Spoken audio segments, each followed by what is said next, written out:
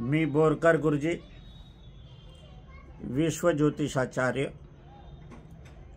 ब्रह्मांड ज्योतिष कार्यालय, मुक्काम पोस्ट रावेर, जिल्हा जळगाव, महाराष्ट्र 425508 हा रावेरचा पिनकोड नंबर आहे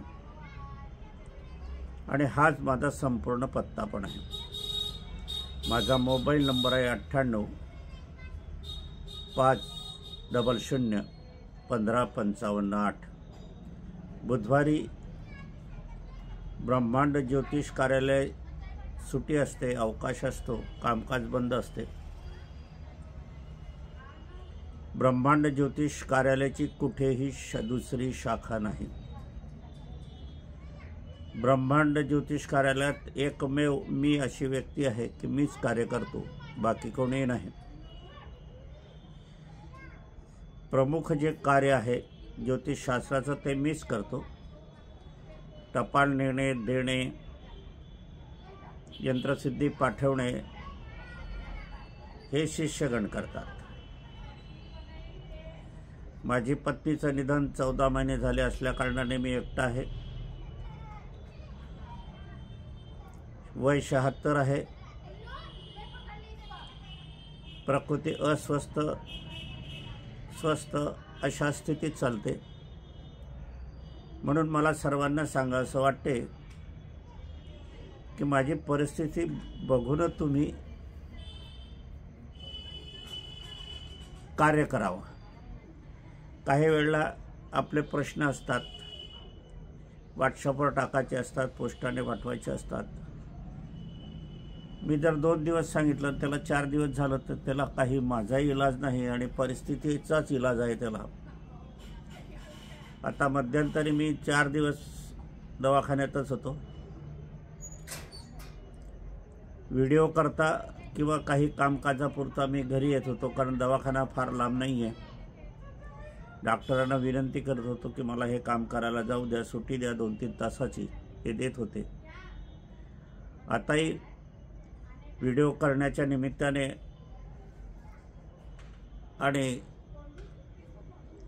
बीड आणि लातूरमधून काही जण आली होती, त्यांचं कार्य करण्यासाठी मी आलो। आज नंतर मी पुनश्च विश्रांतीसाठी दवाखान्यातच जाईल। असो, कार्याचा विषय सुरू करण्यापूर्वी माझी पत्नी स्वर्गीय सौ निर्मलाबाई बोरकर यांना अभिवादन करूया आणि आजच्या कार्याला सुरुवात करूया। यंत्रसिद्धी मागवताना अजूनही पुष्कळशी जण फार चुका करत आहे। काही नुसती रिकामी पाकिटे पाठवत आहे। माझंच पाकिट आहे, त्याच्यामध्ये आतमध्ये कुठलंही पाकिट नाही किंवा कुठलंही निवेदन नाही, कुठलंही विचारणा नाही।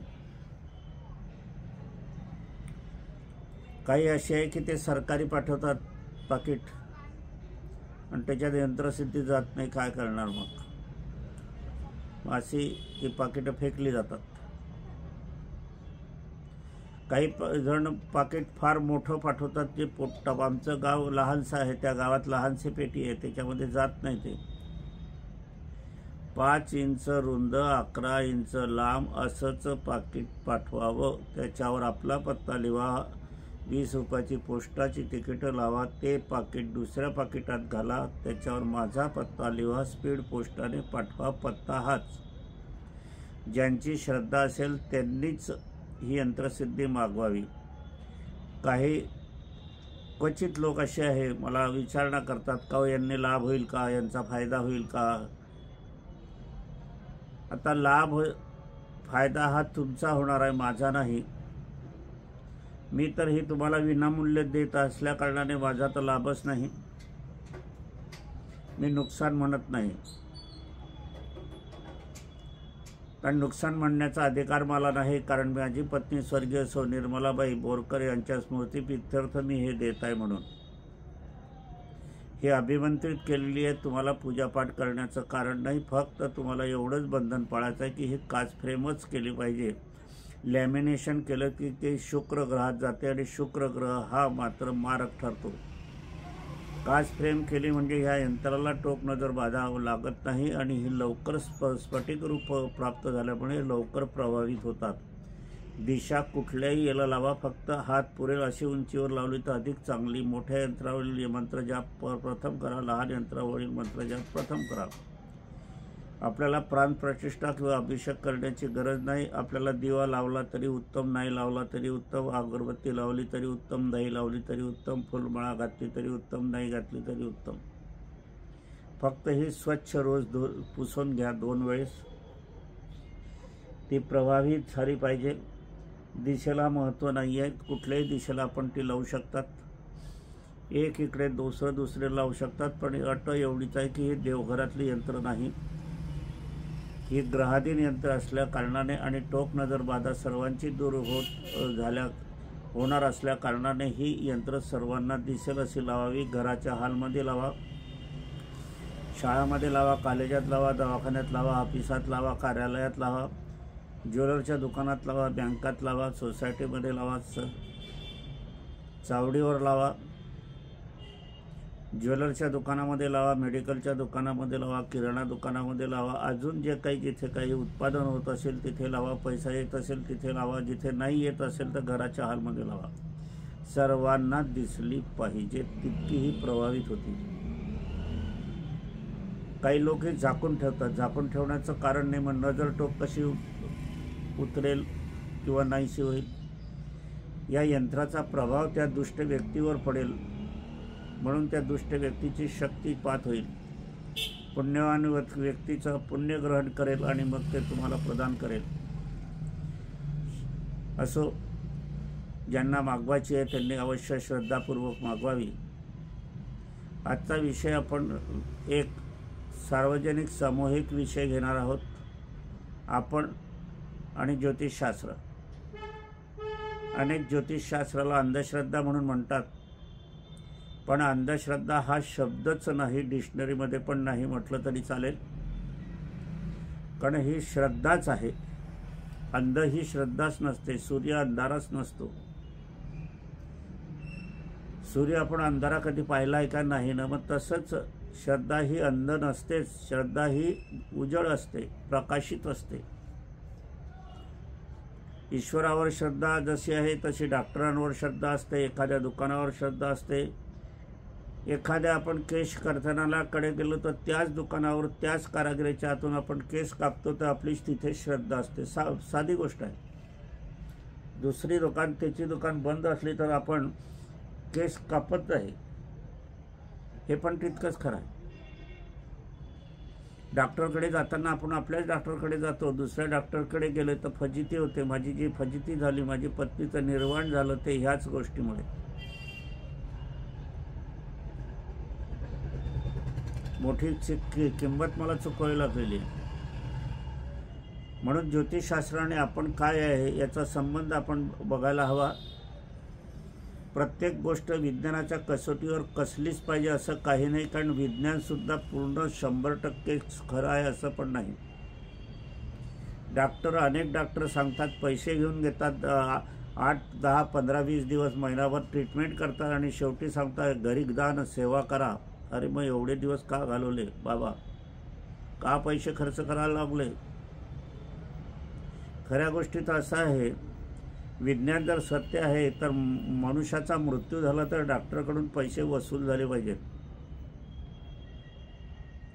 क्रिटिकल हॉस्पिटलमध्ये का मृत्यू जास्त होतात? सरकारी दवाखान्यात नॉर्मल डिलिव्हरी होते आणि खाजगी दवाखान्यात सिझेरियन डिलिव्हरी का होते? विज्ञानाला हे प्रश्न आहे.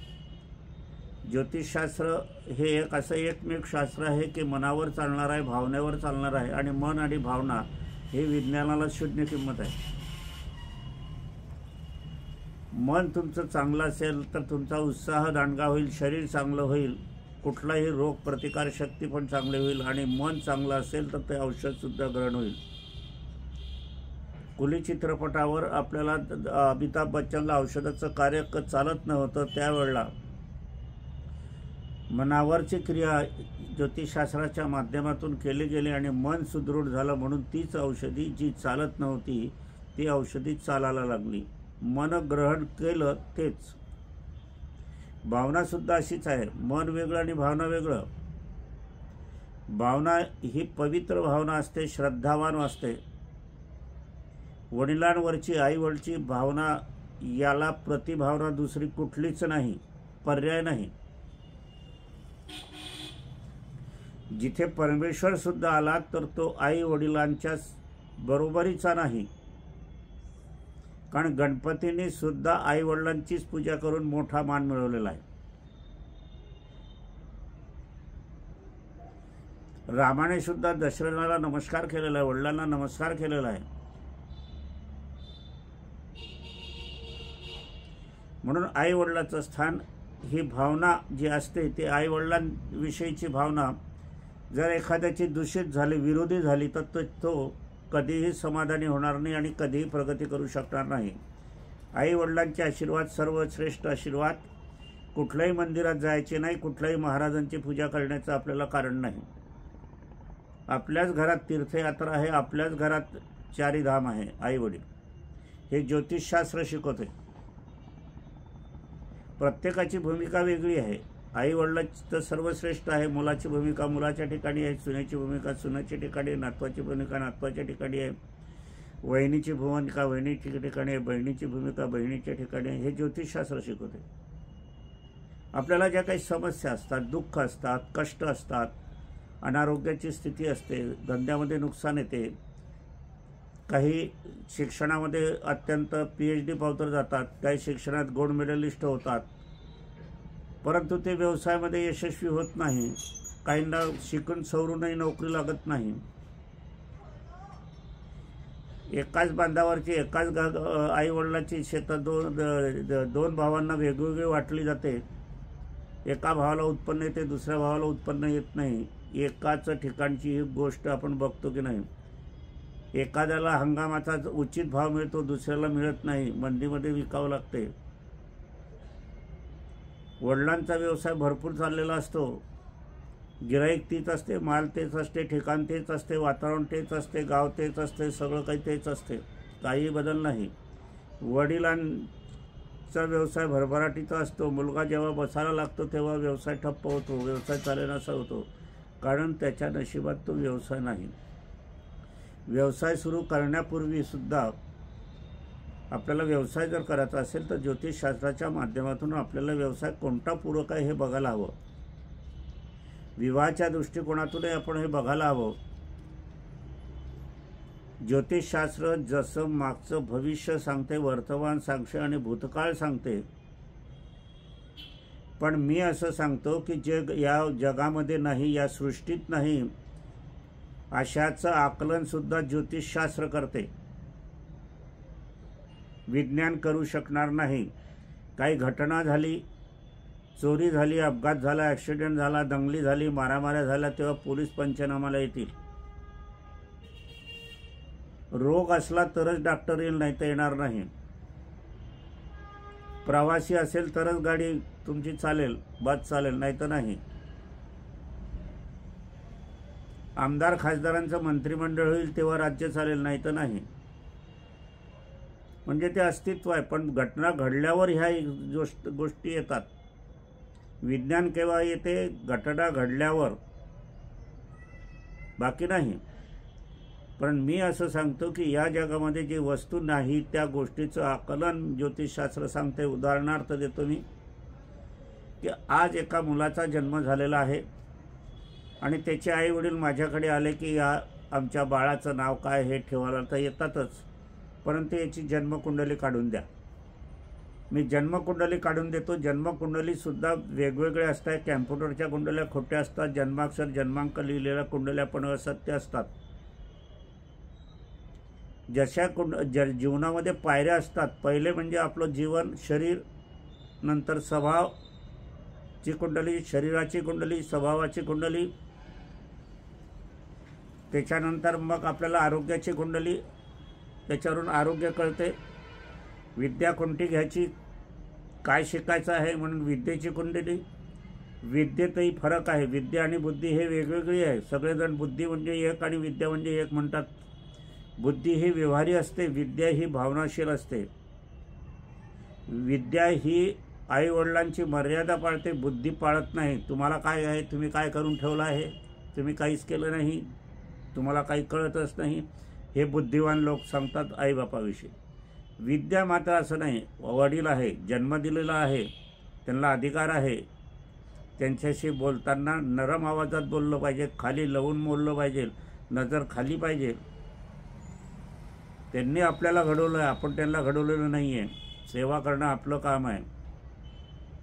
हे विद्या सांगते, बुद्धी नाही. आणि जे बुद्धिवान असतात ते असेच वागतात. आणि बुद्धिवान हे कधीही यशस्वी होत नाही. पैसा भरपूर कमवलं, पैसा म्हणजे काही जीवन नाही, पैसा सगळं इथे सोडून जायचं आहे. पण यांचा शेवटही चांगला होत नाही अशा लोकांचा. शाप जर तुम्ही म्हणाल की विज्ञान हे मान्य करणार नाही, टोक नजरबाधा मान्य करणार नाही, बोलणं मान्य करणार नाही, वाईट नजर मान्य करणार नाही, परंतु ह्या सत्य गोष्टी आहे. माझा अनुभव आहे 76 वर्षाचा. अनेकांची उलथापालथ का होते मग? माझ्याकडे एक व्यक्ती आली होती, जवळचीच आहे, वाघोदा गाव आहे इथे लहानसं. ते गाडी घेणार होते. मी त्यांना म्हटलं आज घेऊ नका, उद्या घ्या. ते नाही, तो मुलगा हट्ट करत होता मला आजच घ्यायचे. म्हटलं घ्यावं, माझं काही म्हणणं नाही. ऐकलं नाही त्यांनी, गाडी घेऊन आले. गाव आधी 3 किलोमीटर 4 किलोमीटर असत असताना जावई बापू म्हणे मी आता गाडी चालवतो, घरी न्यायचे म्हणून मुलगा बाजूला सीटवर बसला, जावईने गाडी घेतली.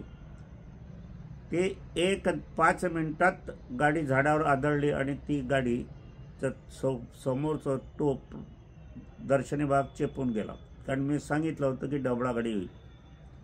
तशीच ते प्रामाणिक होते, माझ्याकडे घेऊन आले की पहा बाबा तुम्ही म्हटलं तसंच झालं. आता ही न घडणारी गोष्ट आहे का? घडणारीच गोष्ट आहे, पण मी ती अगोदर सांगितली. आता मी एक तुम्हाला याच्यापूर्वी बोललो आहे की जे जगामध्ये नाही.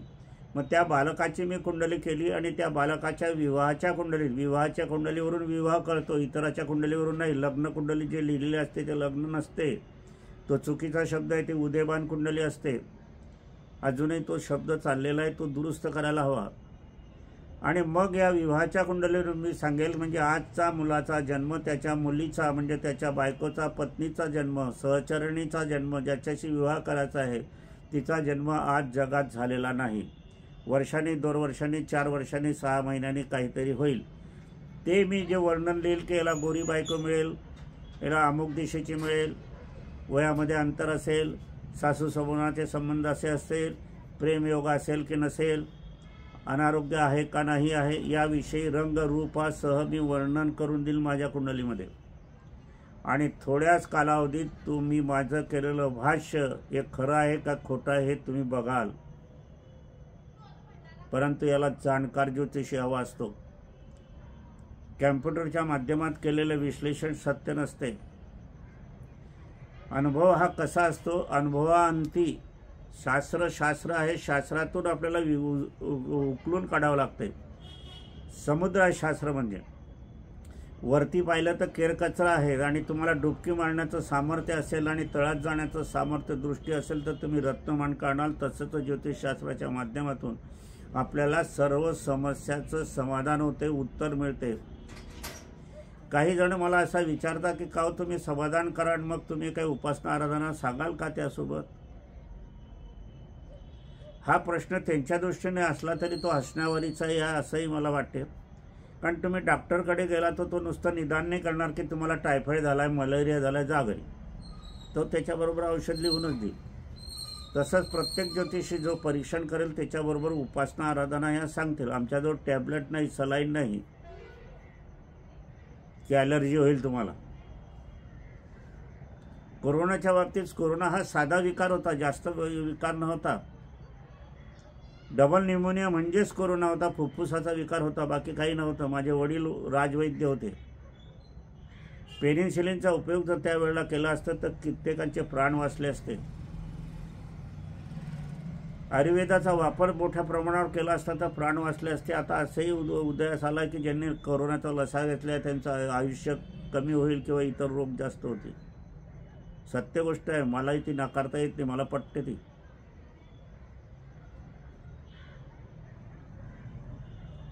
ज्योतिषशास्त्र आपल्याला निश्चितपणे मार्गदर्शन करते. कुठला व्यवसाय करायचा आहे त्याविषयी मार्गदर्शन करेल, कुठे व्यवसाय करायचा आहे त्याविषयी मार्गदर्शन करेल. पहिला व्यवसाय ज्वेलरचा मी सांगितलं, तो तुम्हाला करता येत नसेल तर त्याच्या खालचा जो व्यवसाय आहे स्टेशनरीचा तो करायचा, उदाहरणार्थ आहे. त्याच्यानंतर मी सांगाल की लेडीज सामानाचा व्यवसाय करायचा, लॉन्ड्रीचा व्यवसाय करता, शिवणकामाचा व्यवसाय करता, ब्युटी पार्लरचा व्यवसाय करा, स्टेशनरीचा व्यवसाय करा, एखादं ज्योतिष मासिक काढा, एखादं वर्तमानपत्र काढा, मासिक चालवा, शालेय पुस्तकं खरेदी विक्री करा, ग्रंथालय चालवा, प्रवासी वाहतूक करा, मालवाहतूक करा, शेती करा. हे जे व्यवसाय, जे विविध व्यवसाय, तर आपल्याला कोणता चालणार आहे हे बघायला पाहिजे. तुम्ही कोणत्या विषयाचं ज्ञान घेतलं हे बाजूला, पण तुमच्या नशिबात जे काय आहे तो व्यवसाय पाहून घ्या, त्याप्रमाणे मग तुम्ही शिक्षण घ्या. तुम्हाला कृषीविषयक व्यवसाय जर तुम्हाला मी सांगितलेला आहे की खते, बी बियाणे, फवारणी, औषधी, मग तुम्ही कृषी विभागाचं शिक्षण घेतलं पाहिजे. तुम्हाला मी मेडिकलचा व्यवसाय जर लिहिलेला असेल तर मेडिकलचा B pharm, D pharm, M pharm, हे काही जे व्यवसाय आहे त्या बाबतीचं तुम्ही शिक्षण घेतलं पाहिजे. ज्वेलरचा व्यवसाय कारागिरीचा केला तर सोनारी कारागिरीचं व्यवसायाचं शिक्षण तुम्ही घेतलं पाहिजे आणि मग व्यवसाय सुरू केला पाहिजे. म्हणून आणि हे आपल्याला ज्योतिषशास्त्र सांगते, कोणीही काही सांगत नाही. आता प्रेमविवाहाचे प्रकरण फार वाढत चाललेले आहे आणि काही प्रेमविवाह चुकीचे होत आहेत.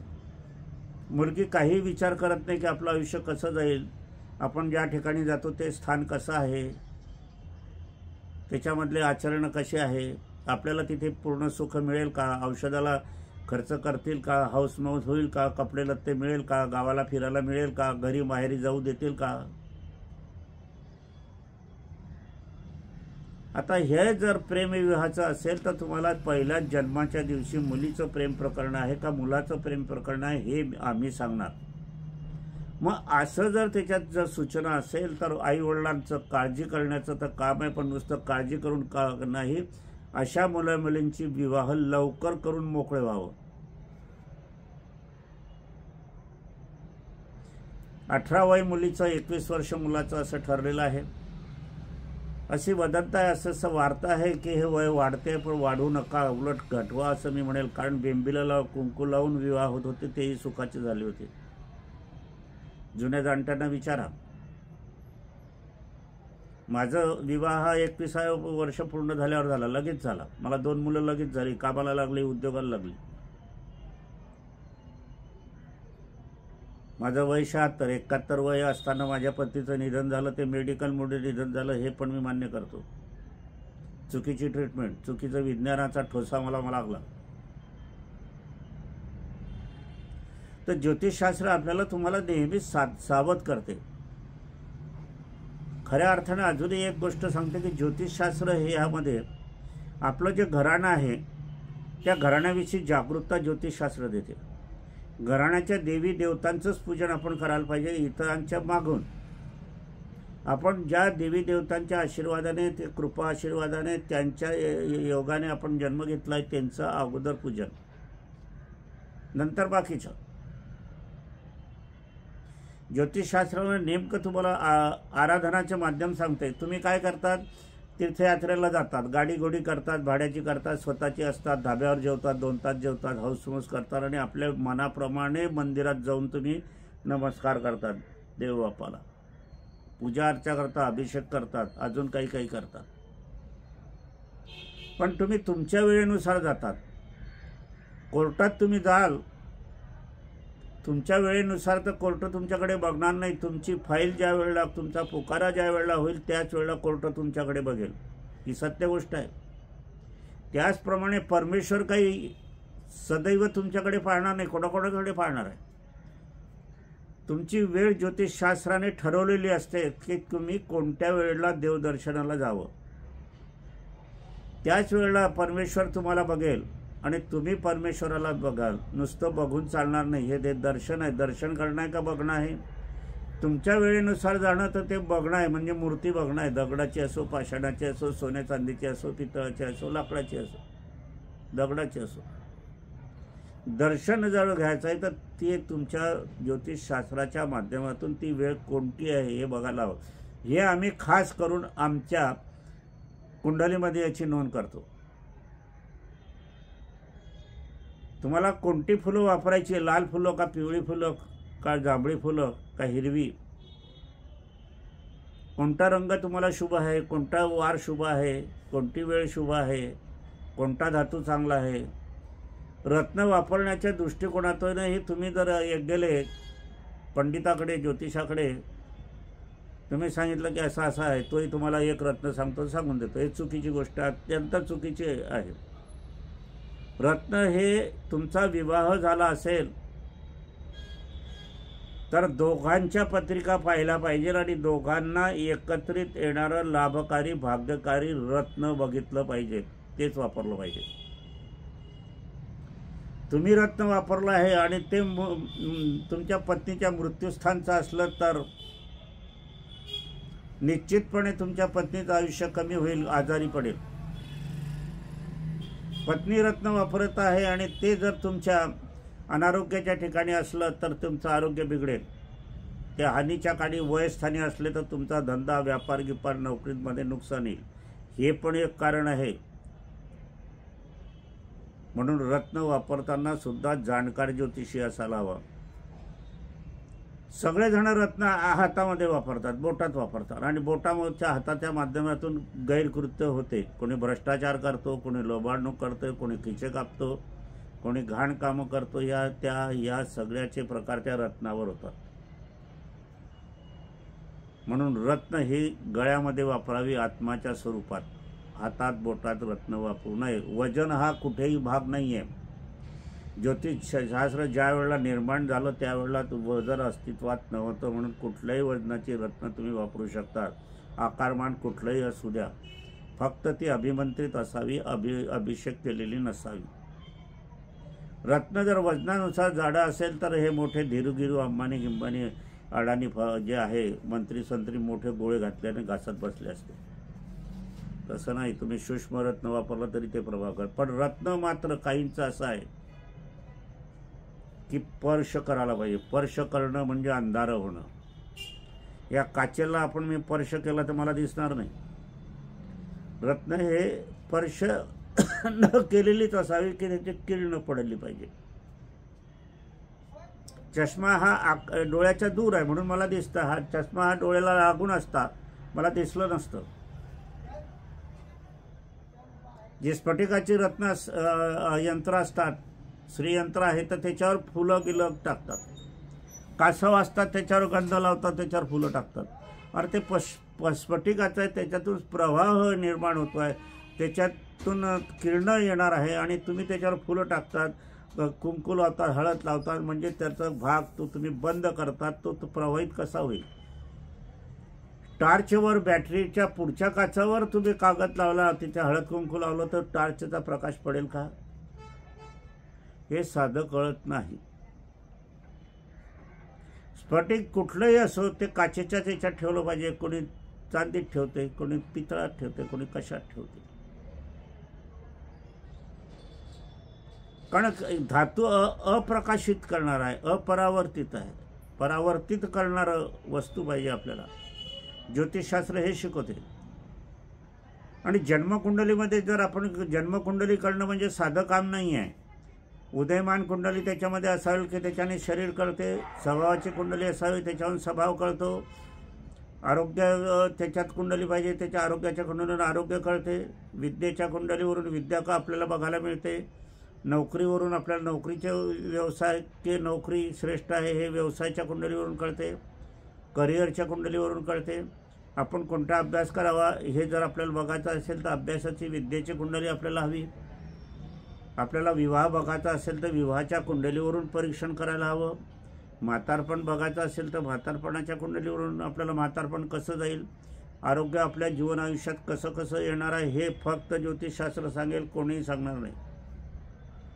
म्हणून त्यासाठी आरोग्याची कुंडली त्यात हवी. आणि सविस्तर कुंडली असेल तर निदान 30-40 वर्षाचा तिथे आढावा असावा. कोणतं वर्ष काय सुखदायक आहे, दुःखदायक आहे, क्लेशदायक आहे, कुठलं कार्य करावं लागेल एखादं यंत्रसिद्धी तुझ्यात सुद्धा त्याच्यात हवा, त्या यंत्राप्रमाणे म्हणजे मंत्राप्रमाणे, म्हणजे आपल्या जन्मतारीख आणि वेळेच्या अनुसार त्याची रचना हवी आणि त्याचं पूजन करायला हवं. त्याला म्हणतात जन्मपत्रिका. जन्मपत्रिका करणं हे फार कठीण काम आहे आणि अभ्यासू काम आहे, दीर्घ काम आहे. बहुतांशी कुंडल्या माझ्या पाहण्यात 76 वयाच्या आयुष्यात बहुतांशी कुंडली ह्या कुंडल्याच नाही आहे. कुंडलीसाठी मेहनत घ्यावी लागते, बुद्धी लागते, श्रम लागतात. असो, ज्योतिषशास्त्र आपल्या जीवनाची निगडीत असं शास्त्र आहे आणि हे ते सर्वांना आवश्यक आहे. ज्योतिषशास्त्रामध्ये धर्म नाही, इस्लाम धर्म नाही, ख्रिश्चन धर्म नाही, जैन धर्म नाही, हिंदू धर्म नाही, पारसी धर्म नाही, कुठलाही धर्मातीत आधारित ज्योतिषशास्त्र नाहीच. तालिबानमध्ये जे 9 पुतळे तालिबानांनी उद्ध्वस्त केले ते नवग्रहाचे पुतळे होते, लक्षात घ्या. अफगाणिस्तानात सुद्धा ज्योतिषशास्त्र होतं, आर्यांच्या मार्फत भारतात आलं आणि ते इथे विकसित होत गेलं, ऋषीमुनींनी विकसित केलं. हे ऋषीमुनींचं आहे, लाखो वर्षापूर्वीचं शारशाहीला परंपरा आहे, म्हणून हे असत्य कधीही नाही. अंधश्रद्धा तर मुळीच नाही. मी इथे लोकन्यायाधीश होतो. मी काही काळ नोकरीसुद्धा केलेली आहे. काही काळ मी शिकवणीचा व्यवसायसुद्धा केलेला होता. ज्वेलरचा व्यवसाय होतो, कारागिरी होतो उत्तम. सगळ्या क्षेत्रात माझी मैत्री होती. डॉक्टर, वकील, मॅजिस्ट्रेट, बँकेचे अधिकारी, सर्व गुरुजन मला लाभले होते, म्हणून मी विकसित झालो. रावेरला भाऊसाहेब देशमुख होते, मुक्ताईनगर इथून आहे, 100-150 किलोमीटरच्या अंतरावर त्यांची सत्ता होती. 6 महिना शिक्षा देण्याचा अधिकार त्यांना होता. त्यांच्यासोबत मी वाढलो, मोठा झालो. विद्वान होते ते.